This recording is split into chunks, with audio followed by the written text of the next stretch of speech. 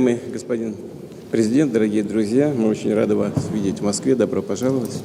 Yang mulia Bapak Presiden, teman-teman yang terhormat, kami sangat berbahagia melihat Anda di sini hari ini. Мы договаривались об этой встрече. Я помню, у нас есть определенные и серьезные планы развития наших отношений. Kami sudah bersepakat dulu tentang pertemuan ini. Saya ingat ada rencana yang sangat besar. У нас очень хорошие перспективы в области энергетики, включая атомную генерацию. Ada banyak prospek dalam sektor energi, termasuk energi nuklir. Я знаю, что в вашей стране такие планы есть, и мы, если вы посчитаете возможным привлечь наших специалистов, всегда в вашем распоряжении. Saya tahu bahwa Indonesia memang ada rencana terkait, dan kalau Indonesia memang memutuskan melibatkan Rusia, kami selalu siap untuk membantu. У нас в области промышленной кооперации много интересных, может быть, проектов. Dalam perindustrian kami juga ada proyek-proyek banyak. В области сельского хозяйства. Dalam pertanian juga. И у нас даже существует определенный профицит в пользу Индонезии в наших отношениях в сфере сельского хозяйства. Bahkan ada sedikit profisit, Indonesia punya profisit dalam perdagangan di sektor pertanian sama Rusia. Но мы не в претензии, мы готовы искать пути дальнейшего развития отношений в этом секторе. Tapi kami menganggap itu bukan masalah, kami siap mencari jalan baru. У нас немного сократились поставки пшеницы, по-моему, на ваш рынок, но это тоже предмет нашего обсуждения сегодня будет. Pasokan gas sedikit turun dari Rusia ke Indonesia, dan kami juga bisa membahas hal ini hari ini. Halo Sobat Infodong, selamat datang di channel yang gak cuma kasih info, tapi juga ngajak kamu mikir kritis bareng. Sebuah jabat tangan di Moskow yang bisa jadi solusi buat listrik seluruh Indonesia, atau justru nyalahin api baru di panggung geopolitik. Pada 10 Desember 2025, di Istana Kremlin, Presiden Rusia Vladimir Putin secara terbuka menawarkan bantuan teknologi nuklir kepada Presiden Prabowo Subianto. Ini bukan lagi sekedar wacana, tapi langkah yang bisa mengubah peta kekuatan Asia Tenggara. Pertemuan ini jadi yang kedua kalinya buat kedua pemimpin di tahun 2025, menandakan hubungan yang makin lengket. Pertanyaannya sekarang bukan lagi kapan Indonesia punya PLTN, tapi apa harga yang harus kita bayar buat bantuan dari Rusia. Tawaran ini datang pas banget di momen perayaan 75 tahun hubungan diplomatik Indonesia-Rusia, di mana Putin menyebut Indonesia sebagai mitra tradisional. Di video ini kita bakal bedah apa sih yang sebenarnya ada di balik tawaran paling beresiko sekaligus paling menggiurkan dalam sejarah modern Indonesia. Sebenarnya mimpi Indonesia punya pembangkit listrik tenaga nuklir atau PLTN itu udah lama banget. Puluhan tahun wacana ini timbul tenggelam, tapi sekarang ceritanya beda. Pemerintah secara serius sudah memasukkan PLTN dalam roadmap Rencana Usaha Penyediaan Tenaga Listrik atau RUPTL-PLN periode 2025-2034. Ini bukan lagi pilihan, tapi sudah jadi rencana konkret. Targetnya pun ambisius. PLTN pertama diharapkan udah bisa nyambung ke jaringan listrik nasional atau on-grid paling lambat tahun 2032 dengan kapasitas awal sekitar 500 MW. Pemerintah bahkan sudah melirik beberapa lokasi potensial, utamanya di Pulau Kalimantan dan Sumatera sebagai kandidat tuan rumah reaktor nuklir pertama kita. Rencana ini adalah bagian dari strategi besar Indonesia buat transisi energi, mencari sumber listrik yang stabil dan bersih buat kebutuhan energi yang makin meroket. Nah, di tengah rencana inilah muncul tawaran dari Vladimir Putin. Waktu bertemu Prabowo, Putin terang-terangan menyatakan kesiapan Rusia buat bantu. Saya tahu bahwa negara Anda memiliki rencana seperti itu, dan kami selalu siap membantu jika Anda menganggap memungkinkan untuk melibatkan para spesialis kami, kata Putin. Tawaran ini bukan basa-basi, karena Rusia, lewat BUMN nuklirnya, Rosatom, adalah pemain raksasa di industri nuklir global. Mereka bahkan sudah pernah mengajukan proposal yang menawarkan berbagai opsi, dari reaktor modular kecil SMR sampai PLTN terapung yang inovatif. Pertemuan di Kremlin ini jadi pemicu yang mempercepat semua diskusi, mengubah mimpi lama jadi kemungkinan yang sangat nyata. Sobat Infodong, jadi pertanyaannya apa sih untungnya buat kita dan apa maunya Rusia? Mari kita bedah dari dua sisi. Bagi Indonesia, keuntungannya jelas banget. Pertama, percepatan transisi energi.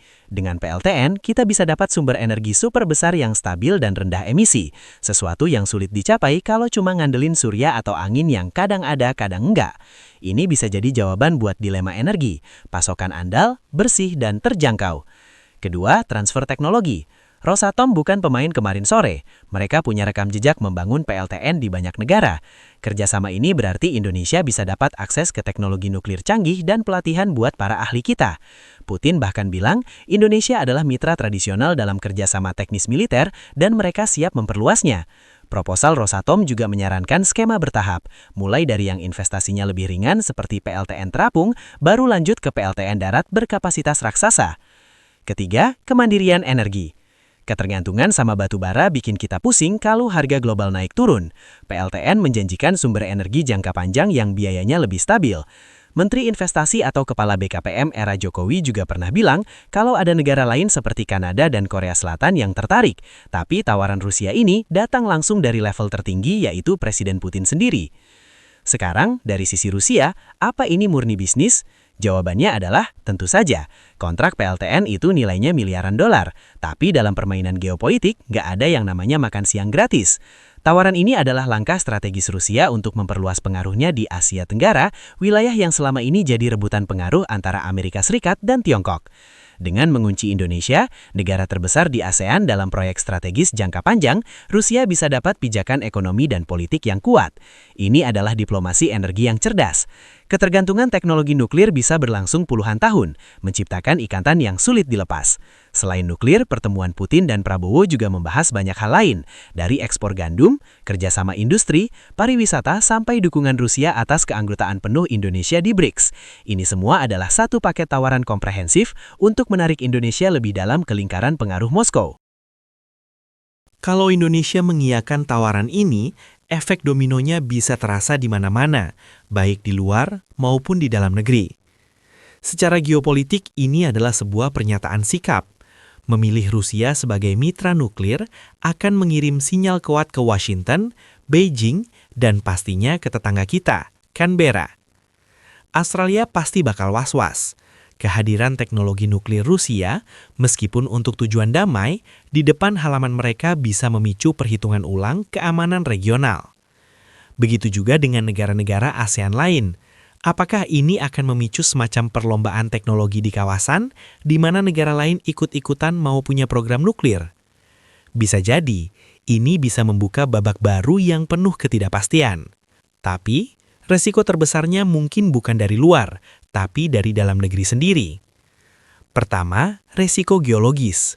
Indonesia ini ada di cincin api Pasifik, langganan gempa dan tsunami. Ingat tragedi Fukushima di Jepang. Standar keamanan harus 100% tanpa kompromi, sebuah tantangan raksasa di geografi kita. Kedua, masalah biaya dan waktu. Proyek PLTN di seluruh dunia seringkali terkenal molor dan biayanya bengkak. Kalau biaya konstruksi membengkak, tarif listriknya justru bisa lebih mahal, yang ujung-ujungnya membebani APBN atau kantong masyarakat. Ketiga, ketergantungan bahan bakar. Beberapa estimasi menyebutkan cadangan uranium terukur kita mungkin hanya cukup untuk beberapa tahun awal operasi PLTN skala besar. Artinya, untuk puluhan tahun berikutnya kita tetap harus impor, yang berarti menciptakan bentuk ketergantungan baru. Keempat, dan ini yang paling sensitif, adalah masalah limbah nuklir dan penolakan publik.